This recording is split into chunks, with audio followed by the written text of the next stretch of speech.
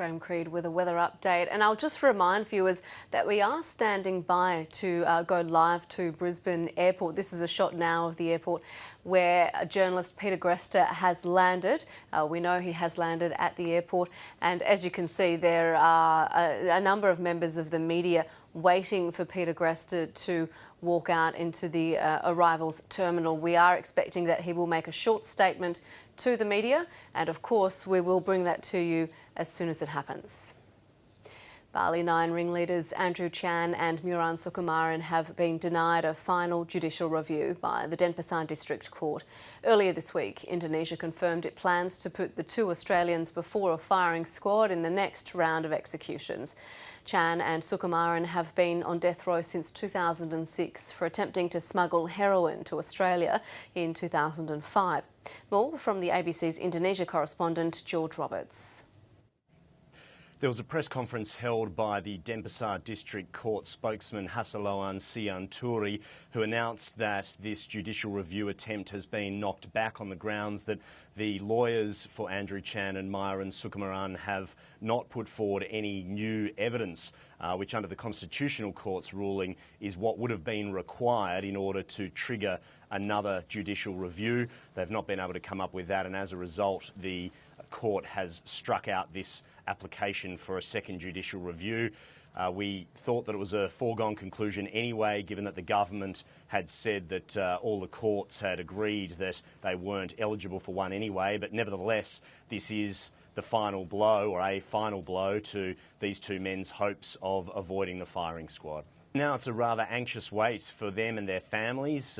They will get about 72 hours notice of the execution, and we should get about 3 days notice of the execution. They may be put into solitary confinement or put into isolated for about a week beforehand, so that may be the first indication that their execution is imminent. The Attorney General today has said that it's possible that it could happen within the next 2 weeks, and that was after being asked whether it could happen in the next 2 weeks, because another minister had been quoted as saying that it would happen within 2 weeks. The Attorney General says that that's maybe possible, but no date has been decided on yet. They're still looking for what they call the right time to schedule the next round of executions. The Prime Minister is continuing to stare down his own internal detractors, warning them to stop navel-gazing and get on with governing. After 2 days of cabinet meetings, ministers have locked in behind Mr Abbott, but that hasn't silenced some MPs who are still pursuing change at the top. Political correspondent Greg Jennett reports. Back to work Tuesday led to wacky Wednesday. A Prime Minister in office promoting national security. I'm getting on with government. While civil unrest brews around him. I believe that it is necessary that this is brought to a head and lanced. I don't have that unequivocal support, where he does not have that unequivocal support. Backbench incendiaries were hurled through the night. All up, 4 demanded a leadership resolution as early as next week. A former Premier fired off at daybreak. Where the leadership of the party is now is terminal. It needs to be resolved as quickly as possible. But the sense of momentum for a spill slowed. Is the Prime Minister's leadership terminal? Absolutely not. The Treasurer and Finance Ministers detected hyperinflation in the rebels' numbers and called them out. There are 3, 4 out of 102. If there's dozens, come out dozens. The Prime Minister enjoys the strong and unanimous support of the Cabinet. I believe he enjoys the overwhelming support of the party room. With backing like that, the Prime Minister demanded a rebel retreat. Let's stop the navel-gazing, let's forget the internals, and let's get on with governing the country. It's head-counting, not navel-gazing, that'd signal an escalation, and the Prime Minister's critics number more than the 4 who've gone public. Still, there's no leadership candidate, no motion for a spill, and a Cabinet expressing complete support. The unanimous view of Cabinet is that there shouldn't be a spill, but in the end it's up to the party room. A party room with pockets of persistent doubt. I've always supported Tony Abbott, but that support ongoing is not unconditional. Which is why this hasn't been resolved. I support the Prime Minister. I support the leader. The noise continues. Greg Jennett, ABC News, Canberra. Cabinet ministers may be dismissing talk of a move against Tony Abbott as dissent from only a small number of Liberals on the backbench. But just how likely is a leadership spill? Here's political editor Chris Ullman. Momentum, they say, is everything in politics, and those campaigning for and against the Prime Minister claimed it was rolling their way today.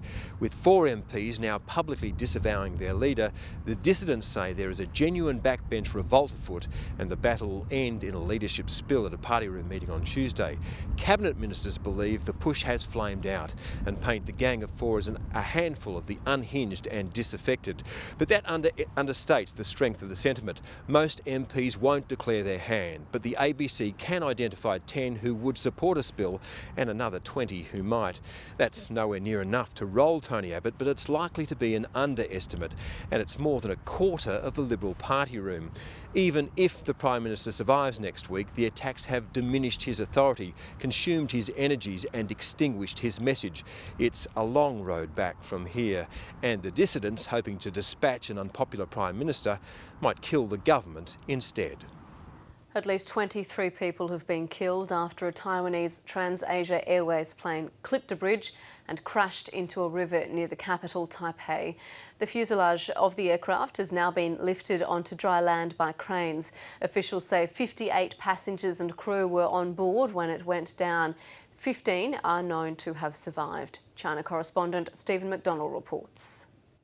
The plane narrowly missed buildings, banked to one side and struck an elevated bridge on the way down. Pieces of wreckage were strewn on the motorway. Remarkably, Taiwanese rescue workers were able to reach survivors after the flight hit the Keelung River. They were taken to shore, then rushed to hospital. Dozens of mainland Chinese tourists were amongst the 58 on board this domestic flight from Taipei to Jinmen. Emergency teams worked frantically to reach those who were still inside the partly submerged fuselage. We're asking the Public Works Department for heavy cranes to be deployed in the hope that the body of the plane can be lifted up, because at the moment we think a lot of the trapped people are in the head of the plane.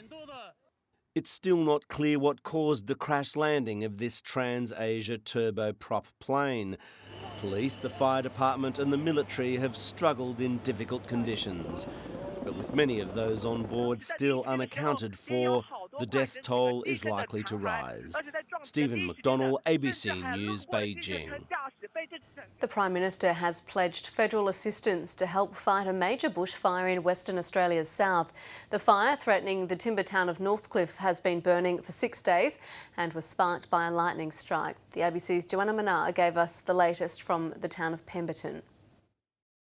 Well, the latest is actually some good news. The winds have died down and fire authorities and local shire authorities are hopeful that they may be able to defend the small town of Northcliffe overnight. But of course, as we know, this fire is very unpredictable, and while they may feel hopeful tonight, it can change very quickly. Already this fire has burnt out around 60,000 hectares. Its perimeter is around 170 kilometres long, and the town of Northcliffe still remains under threat. Now, the residents have been evacuated from that town to here in Pemberton to an evacuation centre, and they're facing an anxious wait as they learn to find out whether their homes have been saved. How are those people who have been evacuated from the Northcliffe area, how have they received this news that the winds may be changing in firefighters' favour this evening? Well, that news has only just come through, and a lot of them are inside the recreation centre where we don't have access. But a lot of them are getting fairly frustrated that they're not getting any information. Just speaking to some of the residents earlier, they were saying, well, if this fire is going to go through the town, just let it happen. It's just this waiting period that they're finding very, very frustrating, and not knowing whether they'll have a home to go back to. Also in the last hour, we've heard that the Prime Minister, Tony Abbott, has phoned the Shire President to offer any support from the Commonwealth that may be needed. There has been talk of the Army coming in to provide some accommodation, because that has been a problem for some of the firefighters that have been coming over here from the eastern states. Here in Pemberton, accommodation is booked out, so those Army personnel would come through and set up camps for accommodation, but that is yet to be put in stone, and as yet we're still hopeful that maybe this fire can be contained or brought under control at least. What has made it so difficult thus far for firefighters? This fire's been burning for a number of days now. It's the variable winds, the weather conditions, they've been changing a lot. It was started by lightning, as you say, about 6 days ago, and it's really the wind shifts that have been causing a lot of problems. Earlier today, the wind shift brought relief to those residents of a small community called Windy Harbour. They had to be evacuated to the beach because their community was under threat. But when the southwesterly came through, which is a sea breeze here in Western Australia, that turned the fire away from the town. But by the same token, it then turned the fire back towards Northcliffe and put that in the direct path of the fire. And there are also concerns that if those wind conditions continue as they have been, and it goes through Northcliffe, it could then come here to Pemberton. But that is the worst case scenario. Now, there is some rain forecast for tomorrow, but it's only expected to be around 10 millimetres, and they don't think that would be enough to put out the fire, but they are hoping that it may slow the progress. But of course, that's just a forecast of rain. Whether that actually eventuates will be another thing. It will indeed. Joanna, I thank you for the update. Jordan has executed 2 jihadist prisoners hours after receiving word the Islamic State group had killed a Jordanian pilot it captured in December. The terrorist group released a video showing the pilot being burned alive, prompting anguish in Jordan, where there had been hopes he would be freed in a prisoner exchange. Middle East correspondent Matt Brown reports. A father's worst fears confirmed by devastating news. After 6 weeks of faint hope, Safi al-Qasasbeh has only heartache. The Islamic State militia released a video it says shows his son, First Lieutenant Muath al-Qasasbeh, being burned alive. He was flying over northern Syria, part of the US-led campaign to bomb IS, when his plane came down on Christmas Eve. State television promised an earth-shaking response to his murder. We're so sad for Muath al-Qasasbeh, and honestly, I consider him a hero and martyr. Is this Islam? This is not Islam, my brother. This is thuggery. Only 11 US allies, including Australia, are part of the bombing campaign. But Barack Obama says his resolve has been boosted. It's just one more indication of the viciousness and barbarity of this organisation. Jordan's King Abdullah was in Washington to meet US political leaders, but cut short his trip. In these difficult moments, it's the duty of all Jordanian citizens to stand united.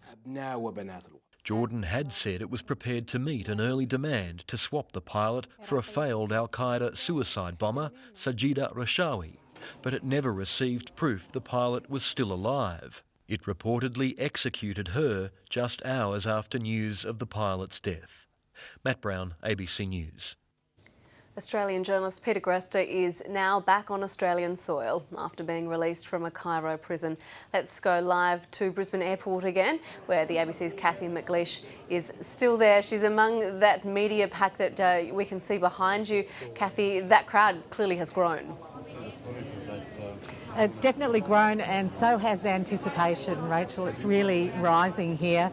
The media are poised. We're expecting to be given a 1-minute warning that Peter Greste will be coming through, but of course nobody wants to miss that moment. So everybody's highly poised, and you know, sort of anticipation is really high.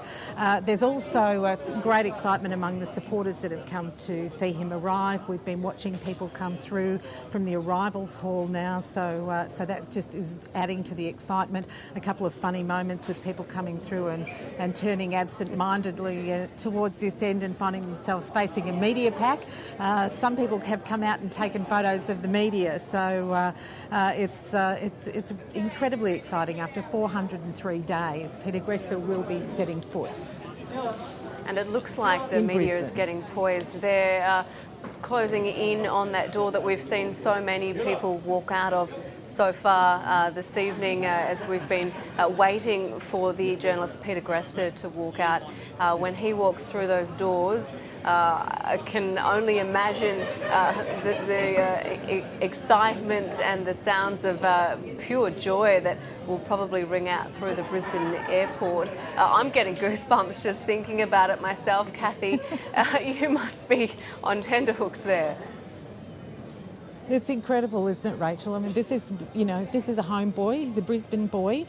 We've spoken to people who were in the scouting movement with him, who've come from as far as Est to see him arrive. We've all done the journey with his family, who have been thrown into this international campaign, into the international spotlight, and have walked this frighteningly. You can only imagine how frightening and worrying this journey's been for them, walking the line between keeping their son in the spotlight, keeping international eyes on him in Egypt, and not upsetting the government and having something go awry. So, it's been really frightening, and they found themselves in territory they never thought they would be in. No, of course not. And as you say, this is a journey that I think it's fair to say most or all of Australians have been on with the Greste family. We saw that image that Peter Greste tweeted of himself at a beach in Cyprus, and the look on his face, it's impossible to describe, and I personally can't wait to see how he is when he walks through those doors. Kathy, we'll leave it for the moment, but of course we're keeping a very close eye on the situation, and we'll cross back as soon as we hear more and in fact get to see Peter Greste and hear from him back on Australian soil. It seems hot competition in the home loan market is having the desired effect, with many lenders passing on yesterday's interest rate cut in full. Some banks have even gone beyond the 25 basis point cut on some of their products. Here's finance correspondent Philip Lasker. Out on the streets, interest rates always go down. Well, more money in the pocket's a good thing. I think there's a lot of people still under mortgage stress, and so for those people it will be a great relief. So far, lenders have passed on a reduction equal to the Reserve Bank's cut. Westpac has gone further, reducing its home loan rate 28 basis points. But its advertised rate is at the higher end of the market. Bank of Queensland, ME Bank and ING announced their cuts yesterday. They've been relying on residential lending for growth, and it's a competitive area, and price is one of the things that they compete on. Fixed-rate home loans are at record lows, with the Commonwealth Bank cutting one of its fixed-rate products by 30 basis points. Competition in housing is already increasing quite dramatically. It's just that you've had to go into the bank to basically complain to get a better price on your home loan. But regulators will be working hard to keep a lid on lending and property prices. It's places like this that has the Reserve Bank worried. The median house price in this inner-city Sydney suburb of Camperdown went up 30% last year. If you can break the nexus between basically interest rates and house prices, that certainly gives the RBA a lot more capacity to basically lower interest rates going forwards. And they just might need it if things don't improve. Philip Lasker, ABC News. The life of Labor stalwart Tom Uren has been celebrated at a state funeral in Sydney. Hundreds turned out to farewell the long-serving federal MP, former boxer and war veteran.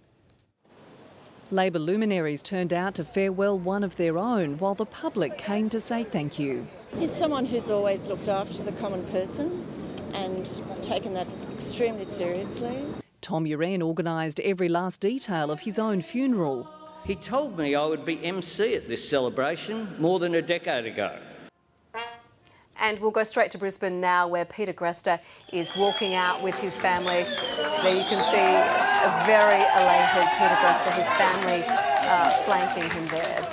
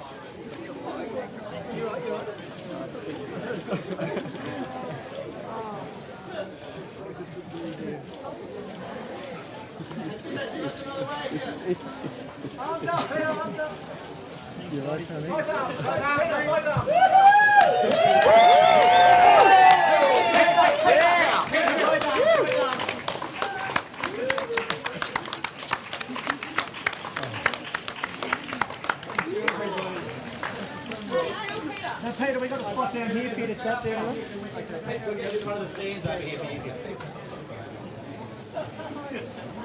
So we can see there that Peter Greste has received the warmest of welcomes back in Brisbane, and he's just getting ready now. He will make a short statement to the media. Let's listen in anticipation for that. It's awesome. It's absolutely awesome. Back on Australian soil? Back on Australian soil, and a very, very happy man. I didn't think I'd see this day. I imagined this many, many times, about 400 times in fact. Okay, let me go back to that spot there. Great to see you. Lovely to see you. It's awesome being old friends, man.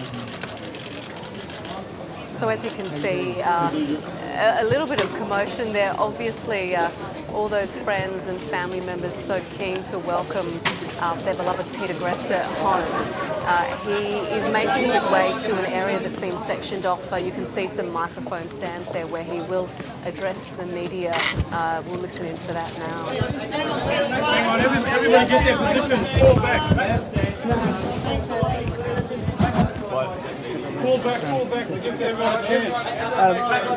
Guys, come back so everyone gets it, all right? Hang on, we're not getting here. Otherwise, we're all going to miss it. Come back. As you may well imagine, everybody wants to speak to Peter Greste, to hear those first comments, to hear how he is. It's been an ordeal that many of us will never be able to comprehend. More than 400 days imprisoned in Cairo. He was released just a few days ago, flew directly to Cyprus with his brother Mike before then leaving Cyprus after a couple of days. We saw that what's now becoming a very iconic image of him on the beach. Let's see if we can hear what he's about to say. Okay. Well, sorry, mate. Cool. One moment, please. Sure. Yeah, I know. Okay. Look. Thanks, Peter. Listen, I was wondering, are you guys waiting for someone important? I can't tell you how ecstatic I am to be here. This is a moment that I've rehearsed in my mind at least 400 times over the past, 400 days. And it feels absolutely awesome to be here with my family, with you guys. But of course this is all tempered, and I'm going to say this a million times, this is tempered by a real worry for my colleagues, for Mohammed Fahmy, for Berher Mohammed, for all of the other guys that were imprisoned alongside us, the 4 others, 3 students and a businessman, and all of those who are convicted in absentia. If it's right for me to be free, then it's right for all of us. And I think this is an opportunity. This has generated enormous amounts of goodwill right across Australia, right around the world. And I think that Egypt now has an opportunity to show that justice doesn't depend on your nationality. If it's right for me to be free, it's right for everyone else that was imprisoned in our case to be free, and it's right for all of those who are convicted to be free of those convictions. Anyone got questions? Okay. Just have one last look at the camera. Sorry. How's that holding you? Oh, look, it was awesome holding my family. Listen, my family have been the bedrock throughout all of this. My family have been absolutely awesome. I couldn't have done this without them. You guys wouldn't be here without my family. All I've done is sit in a cell and write a couple of letters. They've been the ones to drive this, and to be back with them, to celebrate this with them, has really has meant the world. That's what this has been all about. Thanks, guys. Thank you so much. Okay, we'll see you at the press conference tomorrow. So Peter Greste there, obviously thanking those people who have supported him. He mentioned that he's rehearsed in his mind 400 times what he would say in that very short address. He said that he feels awesome to be home with his family, saying that though that it's important that this feeling has been tempered by a real worry for his colleagues. That you can see his family, his parents embracing him, Lois and Peter Greste. What an amazing image that is. That'll be on the front pages of all the papers, no doubt. Peter Greste went on to say that he is really worried for his colleagues who were imprisoned with him and still remain imprisoned. He said it's not right for him to be freed and for them not to be, and that justice doesn't depend on your nationality. We're seeing him being embraced there by family and friends, and this is one of those moments that will go down in Australian history. I think reporter Kathy McLeish is there among the many people within that crowd. Kathy, I don't know if you can hear me. You're right next to Mr. Greste there now. What's the feeling there? We might just leave that actually. It's absolutely extraordinary, Rachel. Kathy, I'll let you listen to what Peter Greste is saying there. Peter Greste also said to the media that his family have been the bedrock through this entire ordeal. He mentioned that all he's done is sit in a jail cell. His family has been in the media throughout this campaign, using social media, holding various media conferences in the last little over a year. As you can see, this case has attracted a lot of attention, not only in Australia, throughout the world. Obviously, this is a case that has tugged at a lot of people's heartstrings, and Australians have identified with this story. People throughout the world have identified with this story, and of course, it's not over yet.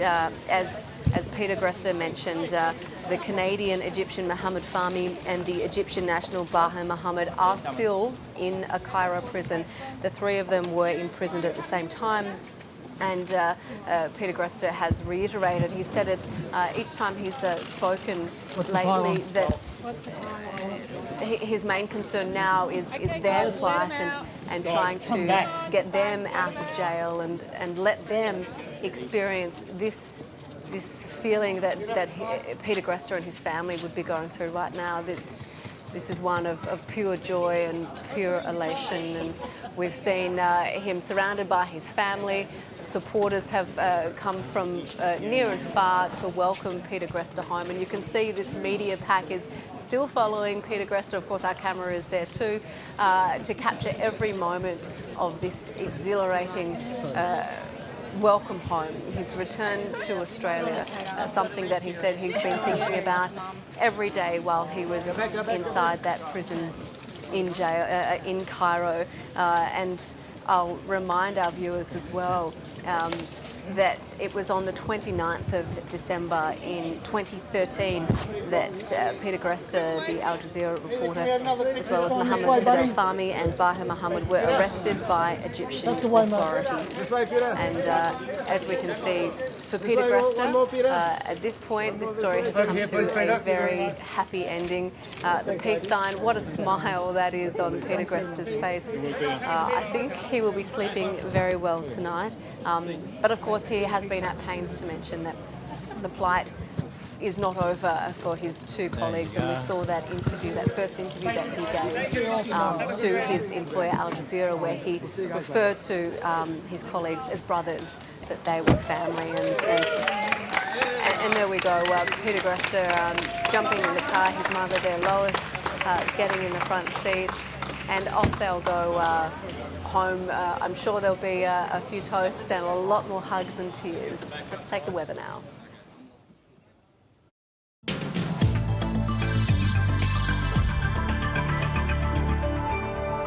Got a great deal of cloud across the continent at the moment, although this band is in association with a weak frontal system that's moving through the southeast. Now, this will be the last of a series of fronts.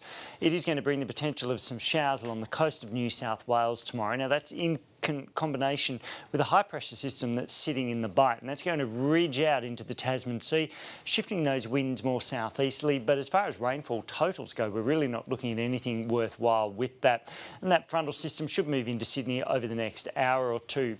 In Western Australia, still got severe thunderstorm warnings around the central parts of the state, and the trough that's been triggering them will continue to weaken, and it's going to start to contract a little bit further north. So the potential of thunderstorms starts to become far more contracted over the next day or two. Still around the Gascoyne and parts of the Pilbara region though, and a weak front will move towards the southwest. Now this is the area being affected by fires. Hopefully it won't see any significant change in wind direction or wind speeds, but it will see quite a rapid change in direction from northerly through to southerly as the day progresses. And unfortunately, although there is a potential of showers and cloud, nothing in the way of significant rainfall with that system as it rolls across the fire ground. Now through the east coast, got the onshore winds, so some showers along much of the Queensland coast, also potentially through New South Wales coast and the far eastern parts of Victoria. But elsewhere, we're looking at relatively dry conditions, apart from those isolated showers down around the southwest corner of Western Australia. We're not expecting to see any of that rain moving through to Perth, though it's really just that far southwestern corner and the southern coastal fringe. Starting to warm up across the southeast, and we're also expecting to see things begin to dry out for Darwin. As we move into Friday, a mostly dry forecast across the Northern Territory. Again, we've got the potential of some light showers about the eastern parts of the continent. A weak trough sitting through the inland. It's probably only going to produce a little bit of cloud, very little in the way of rainfall with that. So we're going to see warmer conditions again right across the southeast. That'll start to move into Sydney as we move through the weekend. Should be a mostly dry Friday and just an isolated shower or two about coastal Brisbane. And that is ABC News for now, a night when journalist Peter Greste returned home to Australia after being imprisoned in a Cairo jail. Thanks very much for your company.